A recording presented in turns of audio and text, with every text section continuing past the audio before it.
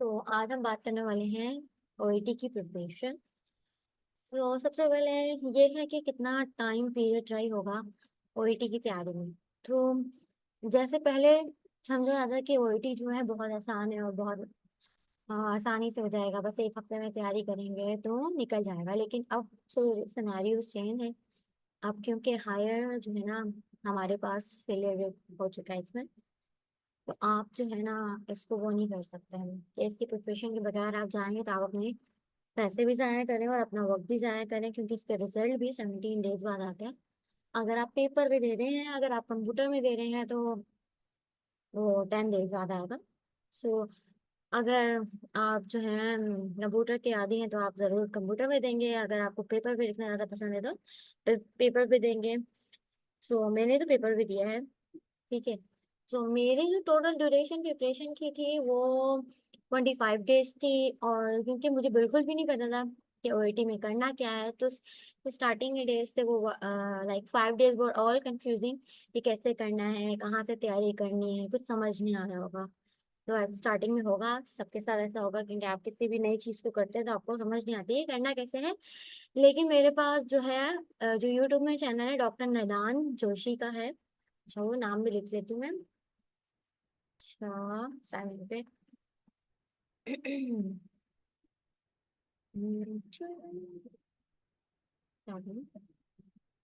Doctor नंदन जोशी। तो इन्होंने अपने चैनल पे ओईटी की गाइडेंस की हुई है, उसके पीडीएफ्स भी उन्होंने डाले हैं, जिसमें आप जाएं अपना चाहें तो वीडियो देखें या डायरेक्टली। जैसे मैंने उनका पीडीएफ देख लिया था तो उसमें जो वीडियोस लिखी हुई थी, तो डायरेक्टली मैंने जाके एक एक दिन में लिसनिंग का देखा कि उन्होंने क्या लिखा है, रीडिंग में क्या लिखा है, राइटिंग में क्या लिखा है, स्पीकिंग में क्या लिखा है, ओवरऑल क्या पासिंग मार्क्स हैं, वो सब देखा। सब में जो है 42 क्वेश्चन में से आपके 30 मार्क्स होंगे तो आप पास हो जाएंगे। और तो इस तरह है कि बेसिक आपको पहले आइडिया होना चाहिए, ओवरव्यू होना चाहिए कि करना क्या है। फिर आपके पास जब आइडिया आ जाएगा कि क्या क्या चीज़ें हैं, आप एक एक दिन में लिसनिंग की उसकी वीडियो देखें जो उसने बताई, रीडिंग की वीडियोस देखें, राइटिंग की जो उसने बताई वो देखें, और फिर स्पीकिंग की जो वीडियो है अगर बताइए तो देखेंगे। मैंने स्पीकिंग का मुझे बिल्कुल भी याद नहीं कि मैंने देखा था या नहीं। उसके बाद जब आपको ओवरव्यू हो जाए तो आप ना राइटिंग सबसे पहले जो है राइटिंग स्टार्ट करें। जैसे मेरी सिस्टर और मेरी फ्रेंड ने गाइड किया था कि पहले आप जो है ना 5 दिन लगा के राइटिंग पे ग्रिप करो, औ- और देन जो हो ना बाकी चीजें करना। तो मैंने राइटिंग में जो हमारे पास ओईटी के ग्रेड लेटर्स हैं और उसी में उसकी पैटर्न भी लिखा है वो करती गई। मैं 5 दिन मैंने किए। तो उस वक्त शुरू में तो मैंने जो लेंथ थी वो बहुत ज्यादा थी, ठीक है, और गलतियां भी बहुत हुई होंगी स्टार्टिंग में, जो मैंने स्टार्ट किया था, पर मैंने लिखे और सारे पे कर दिए 5 दिनों में। और उसको फिर मैंने बंद कर दिया कि मैंने कर लिया है, ठीक है, गलत गलत किया। तो फिर उसके बाद मैंने जो डेली है वो रीडिंग और लिसनिंग करना शुरू की है। अच्छा, जो रीडिंग है और लिसनिंग है, रीडिंग के लिए और लिसनिंग के लिए जो जयशान की जो फाइल्स आती हैं, जो आप ऑनलाइन ऑर्डर भी कर सकते हैं, क्योंकि आप अगर आप पेपर भी दे रहे हैं तो आपके पास होना चाहिए। और अगर आप कंप्यूटर से पढ़ने की आदत नहीं है और आपको पेपर पे चीज चाहिए, क्योंकि पेपर अगर पेपर पे देना तो आपके पास पेपर पे होना चाहिए। तो जयशान फाइल हम यूज करी मैंने रीडिंग के लिए। और कंप्लीट पूरी जयशान फाइल रीडिंग के लिए की थी। और उसमें जो है ना, कुछ जो है ना जो आईआरएस के हैं वो बहुत मुश्किल होते हैं, उनको पास करना थोड़ा मुश्किल होता है। बाकी थोड़े जो ओएटी वाले होते हैं थोड़ा आसान होते हैं। तो इसमें भी डिपेंडिंग ऑन डिफिकल्टी कुछ मुश्किल है कुछ आसान है, बट ये है कि इसकी जो रीडिंग का जो तरीका है वो आपको वीडियो से भी सिखाएंगे। मैं ओवरव्यू दे सकती हूँ। रीडिंग में हमें क्या करना है कि जो पार्ट ए होता है उसमें हमारे पास ट्रिक ये होती है कि 7 क्वेश्चन से आपने स्टार्ट करना है, शुरू के जो 6 क्वेश्चन है आपको स्किप करना है। रीडिंग की ये स्ट्रैटेजी है। पार्ट ए के अंदर 15 मिनट देंगे, उसके बाद पेपर ले लेंगे वो। और इस तरह से अगर आप बंदा करेगा तो आपको बहुत अच्छा हो जाएगा। और जो वीडियोस ना डॉक्टर नदान ने बताया उसमें वो बताता है कि आपने एक नज़र जब आपको आएगा, जैसे पेपर आप पार्ट ए का देंगे तो आपने एक नज़र हेडिंग्स को हाईलाइट करना है कि जो टॉपिक किस चीज़ का है। एंड देन फिर आपने 7 से लेके बाकी सारे सॉल्व करने हैं और स्टार्टिंग के फिर आपके आगे, क्योंकि जब आप सारे सॉल्व करेंगे तो आपको पता चल जाएगा कि इस पैराग्राफ पार्ट ए में बात क्या हो रही है। And then you can easily do the part 1 to 6 question. फिर अब पार्ट बी की बात करें, उसकी स्ट्रेटेजी यही है कि पार्ट बी में आपने पहले क्वेश्चन पढ़ना है, देन पैराग्राफ पढ़ना है, और पैराग्राफ में ये समझने की कोशिश करना है कि कहना क्या चाह रहे हैं, यानी कि हमें इससे क्या सीख मिल रही है, हमें ये पता होना चाहिए क्या बात हो रही है। एंड देन ऑप्शंस पढ़ने हैं, और पहले ऑप्शन नहीं करना है, और यही स्ट्रेटेजी हमने बी में जो कर रहे हैं वही सी और डी में करनी है, सी वन में और सी टू में करनी है। इस तरह इंशाल्लाह आपका पास हो जाएगा। फिर हमारे पास लिसनिंग आता है। लिसनिंग में मैंने शुरू में तो 10 दिन जो है वो मैंने जशान ही किया था, और then I skip to benchmark, क्योंकि जो उसकी जो डिफिकल्टी है वो जयशान से थोड़ी हाई है, और वो पेपर की तरह है, सो आपकी प्रैक्टिस हो जाती है। तो आप बिल्कुल ये करें, बेंच मार्क की लिसनिंग करें, ताकि आपको पेपर जैसी फीलिंग आए, उसकी डिफिकल्टी पता चले। लिसनिंग में आपको यही है कि ध्यान से सुनना होता है कि आप ए और बी में समझ, ठीक है। सी में ये है कि आप बी सी में ये है कि आप कितने देर में जो है ना, आप क्या करें, आप फटाफट जो है ना, या तो पहले क्वेश्चंस पढ़ लें, ठीक है, या ठीक है पहले क्वेश्चंस पढ़ लें, क्या कहना क्या चाह रहे हैं, कौन किससे बात हो रही है। मेरी बहन ने जैसे बताया था कि कौन बात कर रहा है, डॉक्टर बात कर रहे हैं, नर्स कर रहे हैं, किससे बात कर रहे हैं, इन चीजों को हाईलाइट कर लो पहले। अगर बहुत ही स्लो लर्नर है तो वो ये कर लें, अगर थोड़ा फास्ट लिसनर है तो वो तो साथ में क्वेश्चन भी पढ़ें, उसको अंडरलाइन भी करें, और जो ऑप्शन है उनमें जो मेन पॉइंट है उनको भी अंडरलाइन करते जाएं। इस तरह से आसानी हो जाएगी करने में। अगर प्रैक्टिस करेंगे, अगर चार्ट शुरू में जो है चार को अंडरलाइन कर सकते हैं तो वो कर लें, क्वेश्चन विद आंसर, और लास्ट के दो हैं वो आप बेशक आ- आप उनको चॉइस पे छोड़ें, लास्ट के दो, लेकिन चार को अच्छे तरीके से पढ़ लें, ठीक है। अब ये है कि फिर जाता है हमारे स्पीकिंग। स्पीकिंग को मैंने लास्ट के 10 डेज में किया था, और जो है वो उसके लिए यही है कि जो हमारे पास जो है, ये जो मैंने गाइड्स नीचे लिखे हैं उनमें बहुत अच्छी तरीके से बताया हुआ है कि किस तरह स्पीकिंग करनी चाहिए।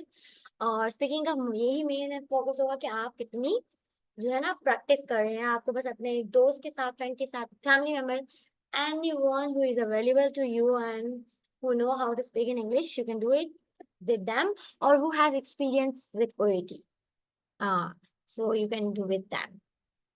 तो ये तो हो जाएगा स्पीकिंग। सबसे मुश्किल होता है हमारे लिए राइटिंग करना, तो मुझे भी सबसे अच्छा रैपरल ही लिखना आता था, बाकी मुझे इतना अच्छा नहीं आते थे डिस्चार्ज और वो वाले, बट मैंने बस पैटर्न याद कर लिया था। लेकिन वो मुझे इतना अच्छा नहीं आते, और किस्मत की बात है कि मेरे पेपर में भी रेफरल ही आया था। अगर दूसरा आता तो पता नहीं क्या होता, लेकिन रेफरल आया था तो मैंने कर लिया कि रेफरल।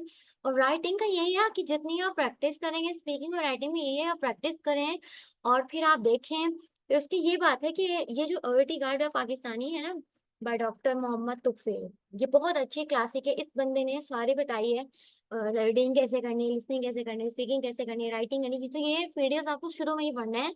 जब आप डॉक्टर नदान जोशी की वीडियो देखेंगे तब आपने ये वीडियोस भी साथ पढ़ने हैं।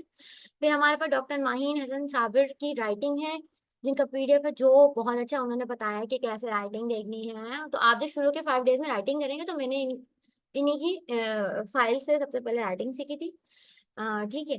तो इनकी राइटिंग से हमें आ जाएगा राइटिंग करना इंशाल्लाह। और बाकी ये है कि राइटिंग के लिए अगर आपको कोई ट्यूटर चाहिए, आप ट्यूटर ले सकते हैं, या आपको कोई क्लोज रिलेटिव है जिसने ये ओएटी का टेस्ट क्लियर किया है और जिसके पास कमांड है जो चेक कर सके आपकी राइटिंग को, आप उसको भी कर सकते हैं। सो ऐसा हो सकता है। सो ये हो गया हमारे पास रीडिंग, लिसनिंग, स्पीकिंग, राइटिंग। तो अल्टीमेटली ये जो ओएटी है, ये डिपेंड करता है कि आपने प्रैक्टिस प्रैक्टिस प्रैक्टिस, डिपेंड करता है। अच्छा, डेज कितने चाहिए? I think 20 days are enough, like once people से 1 week, no I don't think so 1 week is enough for this. In 1 week you can't handle it. So as a failure rate is very high, you can't do it in 1 week. You cannot rush these things, because if you do it, you will waste the money as well as your time. And then हम कहना क्या चाहूंगी ma'am कि आप at least 20 days या होने चाहिए आपके पास, 25 days।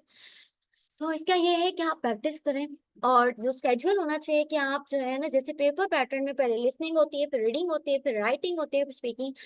तो मैंने जो किया था कि डेली के डेली शुरू में जो 5 दिन राइटिंग कर ली है, फिर उसके बाद डेली मॉर्निंग में लिसनिंग, दिन में रीडिंग करनी है, और शाम में स्पीकिंग और राइटिंग अल्टरनेट कर ली थी मैंने, ठीक है। मैंने हर रोज इसको पढ़ा। हर दिन अगर आप प्रैक्टिस करेंगे तो आप बिल्कुल उसकी उसमें आ जाएंगे कि आपने पेपर की बिल्कुल पैटर्न में हो जाएंगे। और जब आप पेपर डे पे बैठेंगे, आपको लगेगा ही नहीं कि आप पेपर देने आए हैं, कि आप कितनी प्रैक्टिस है, आप डेली कर रहे हो, तो आपको ऐसा लगेगा नहीं। तो ठीक है, तो ये है सीन है। और हमें जो है, क्योंकि अब ये नहीं है कि ये सब फॉलो करने के बाद अल्टीमेटली जो रिजल्ट है वो आपकी लक पे डिपेंड करेगा। उस डे पे आपके साथ आपका कैसा माइंड था, फ्रेश थे, नहीं थी, नींद पूरी थी, नहीं थी, और भी चीजें, लक, बहुत कुछ मैटर करता है the day of the result. लेकिन आप क्या कर सकते हैं, आप अपनी मेहनत करके जाएं जितना आप कर सकते हैं। अगर पास हो गया तो अल्हम्दुलिल्लाह, अगर नहीं हुआ तो आपको नेक्स्ट अटेम्प्ट पे करना पड़ेंगे, लेकिन उसमें भी आप वापस मेहनत करेंगे और फुल जान लगा के। लेकिन कोशिश यही कर सकता है इंसान कि वो इतनी मेहनत पहले में करे कि दूसरी बार ना करना पड़े। लेकिन अगर हो जाए तो आपको सेकंड टाइम करें। लोग सेकंड टाइम भी आजकल कर रहे हैं, थर्ड टाइम भी कर रहे हैं। मेरे एक गिर वो लोग हैं जो फोर्थ टाइम भी कर रहे हैं, फिफ्थ टाइम भी कर रहे हैं। तो इसमें कोई शर्म की बात नहीं है। तो failures are a part of life.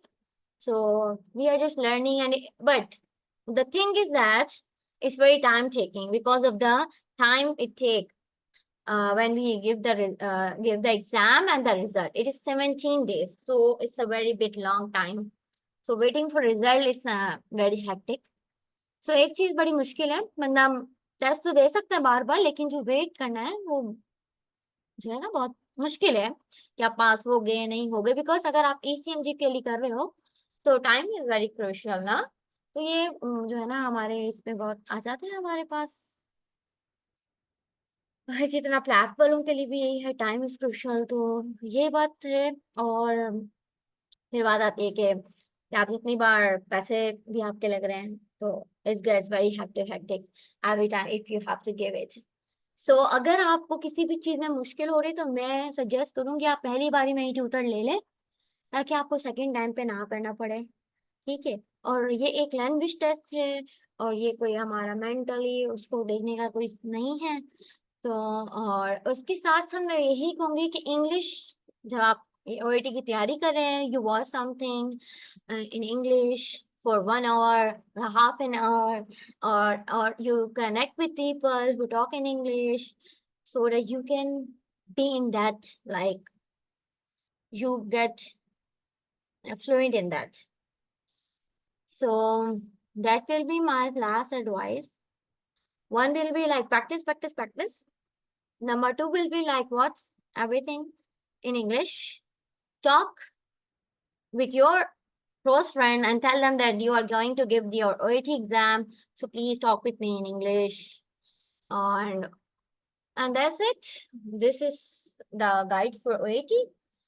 And hope you all succeed whenever you are going to give it.